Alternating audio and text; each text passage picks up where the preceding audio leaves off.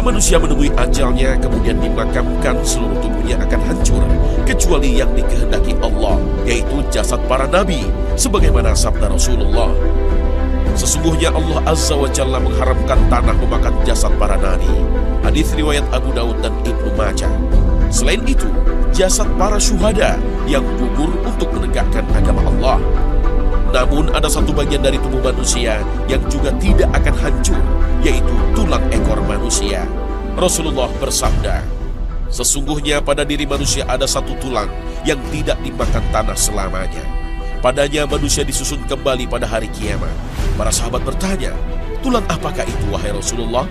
Beliau sallallahu alaihi wasallam menjawab, tulang ekor. Hadis riwayat Muslim.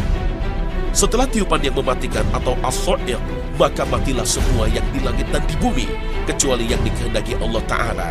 Lalu Allah Ta'ala menurunkan hujan yang membasahi bumi dan menumbuhkan jasad manusia dari tulang ekornya. Jasad-jasad manusia ini tumbuh seperti tumbuhnya sayuran yang disirami hujan. Allah Ta'ala berfirman, وَالَّذِي نَزَّلَ مِنَ السَّمَاءِ مَاءً بِقَدَرٍ فَأَنشَرْنَا بِهِ بَلْدَةً مَيْتًا كَذَلِكَ تُخْرَجُونَ. Pada saat itulah manusia dibangkitkan dan dikumpulkan di padang mahsyar. Rasulullah telah bersabda, wahai manusia, sesungguhnya kalian akan dikumpulkan menuju Allah Ta'ala dalam keadaan tidak beralas kaki, tidak berpakaian, dan belum dihitan. Aisyah radhiyallahu anha bertanya kepada Rasulullah, apakah laki-laki dan wanita saling melihat satu sama lain? Nabi Shallallahu Alaihi Wasallam menjawab, keadaannya jauh lebih berat dari sekedar melihat satu sama lain. Hadis riwayat Muslim.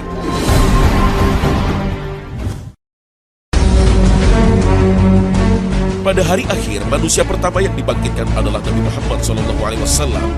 Rasulullah pernah bersabda, saya adalah pemimpin Bani Adam pada hari kiamat. Orang yang pertama keluar dari kubur, orang pertama yang memberi syafaat, dan orang pertama yang diterima syafaatnya.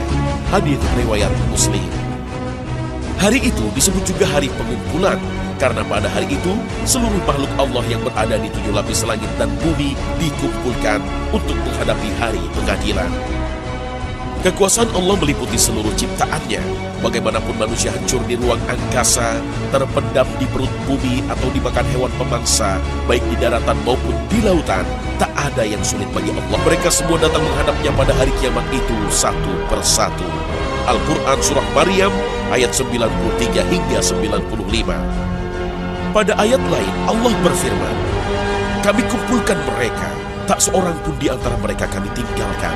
Al-Quran Surah Al-Kahfi ayat 47. Keadaan manusia ketika dibangkitkan berbeda-beda sesuai dengan amal ibadahnya di dunia. Pada hari itu setiap manusia akan sibuk dengan urusan mereka masing-masing, sehingga anak tidak lagi mengenali kedua orang tuanya. Begitu pula sebaliknya. Mereka semuanya dikumpulkan di sebuah padang tak berbatas, bercampur baur dengan berpeluh keringat tanpa sehelai benang penutup badan. Al-Quran telah mengisahkan peristiwa itu. Mereka berkata, aduh celakanya kami, siapakah yang membangkitkan kami dari tempat tidur kami, dari kubur kami?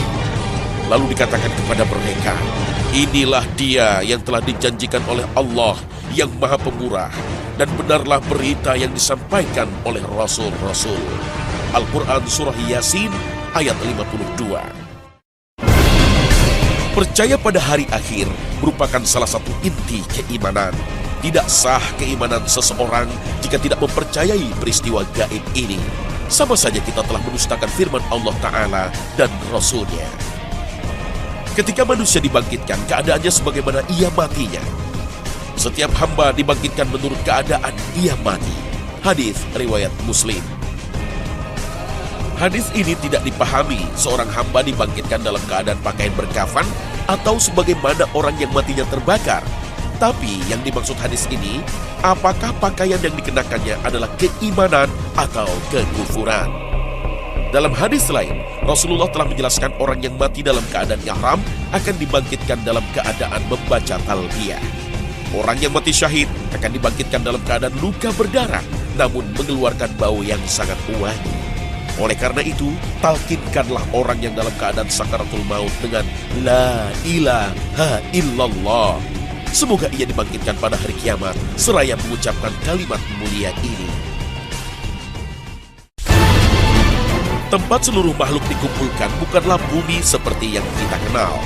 Allah berfirman, yaitu hari ketika bumi diganti dengan bumi lain dan langit pun diganti, dan mereka keluar menghadap Allah yang Maha Esa, lagi Maha Penakluk. Al-Quran Surah Ibrahim ayat 48. Inilah bumi yang berbeda, yang disebut Padang Mahsyar. Dijelaskan dalam hadis Nabi, seperti lembaran roti naqi, yaitu tepung yang bersih dari campuran dan ampas.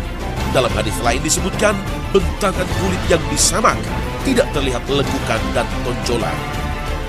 Pada hari itu, tak ada yang dibutuhkan oleh manusia kecuali pertolongan atau syafaat Nabi. Hari itu dinamakan juga Yaumul Tanad atau hari panggil memanggil, seperti dijelaskan dalam surat Al-Mu'min ayat 32. Semua orang yang berkumpul di mahsyar sebagian memanggil sebagian yang lain untuk meminta pertolongan. Pada hari itu, hari yang begitu panas hingga manusia menjadi bingung dan panik, sebagaimana diceritakan dalam surat Al-Qiyamah ayat 10 hingga 11. Pada hari itu, manusia berkata, "Kemana tempat lari?" Sekali-kali tidak ada tempat berlindung. Dalam sebuah hadis riwayat Bukhari Muslim, ada 7 golongan yang akan mendapatkan naungan dari Allah pada hari yang tiada naungan selain naungannya. Mereka adalah pemimpin yang adil, seorang remaja yang mengawali keremajaannya dengan beribadah kepada Allah, seorang laki-laki yang hatinya dipertautkan dengan masjid-masjid, 2 orang yang saling cinta mencintai karena Allah, yakni yang keduanya berkumpul dan berpisah karena Allah, seorang laki-laki yang ketika dirayu oleh wanita bangsawan lagi rupawan, lalu ia menjawab, "Sesungguhnya aku takut kepada Allah." Seorang yang mengeluarkan sedekah dan menyembunyikannya sampai tangan kirinya tidak mengetahui apa yang diperbuat oleh tangan kanannya itu. Dan yang terakhir, seorang yang berzikir kepada Allah di tempat yang sunyi sehingga kedua matanya mencucurkan air mata. Apakah termasuk dari salah satu golongan itu atau tidak sama sekali? Jika tidak, bersegeralah bertobat dan segeralah beramal soleh sebelum ajal menjemput kita.